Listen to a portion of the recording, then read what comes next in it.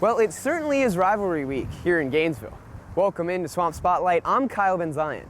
The Florida Gators welcome in the Tennessee Volunteers into the Swamp Saturday afternoon, and every time these two teams meet on the gridiron, it's certainly a bitter rivalry. The Gators have come out victorious 8 straight times in this rivalry, dating back to 2005. Last year, Florida trailed out halftime in Knoxville, but came out with a 37-20 victory. Head coach Will Muschamp says this is still a game that Florida highlights on the schedule.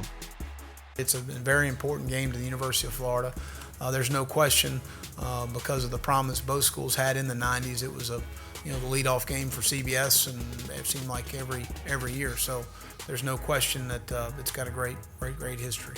Nobody on the orange and blue was on the team when Florida last fell to Tennessee, and in fact, most of the guys were just getting ready to enter middle school. With that said, defensive back Jalen Watkins says it would be great to go a perfect 4-0 against the Vols.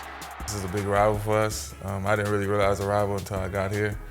I only knew about the Florida State and the in-state rivals, but this is a big rivalry, and it'll be great to leave out and say I never lost to Tennessee.